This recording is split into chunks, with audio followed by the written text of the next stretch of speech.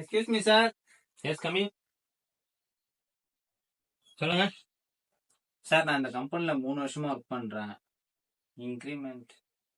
Increment? Yes sir. உட்காருங்க. Thank you sir.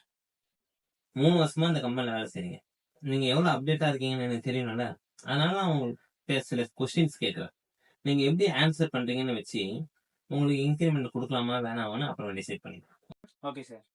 ஒரு 1000 அடி ஹைட்ல ஒரு ஃபிளைட் பறந்துட்டு இருக்கு. 1000 அடி. Okay sir. அதுல ஒரு 50 செங்கல் இருக்கு. Okay sir. அதுல ஒண்ணு கீழே வந்துச்சுன்னா மீதி எத்தனை இருக்கும்? 49 சார். ஒரு மானை ஃப்ரிட்ஜுக்குள்ள வைக்கணும்னா எப்படி வைப்பீங்க?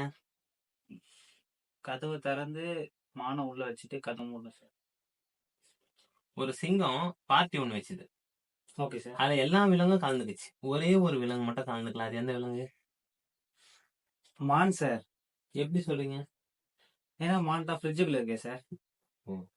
ஒரு முதல்ல நிறைஞ்ச ஆத்த ஒரு பாட்டி கடக்கணும்னா எப்படி கடப்பாங்க? தண்ணியில இறங்கி கடந்து போலாம். அங்கதான் முதல்ல இருக்குப்பா. No sir. முதல்ல தான் சிங்கத்தோட பார்ட்டியில இருக்குல்ல சார்.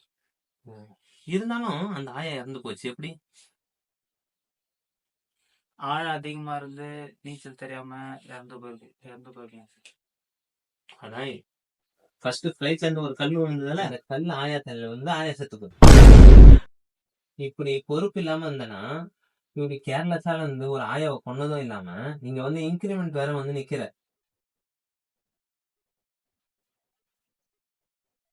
இந்தாங்க சார் உங்க ஐடி கார்டு. ஏன்பா? 3 வருஷத்தை நான் வேஸ்ட் பண்றேன் சார் கப்பல்ல சேர்ந்து. நான் வரேன் சார். எங்கப்பா போற? அதான் இந்த பாட்டி செத்து போச்சுல, சாவுக்கு போறேன்.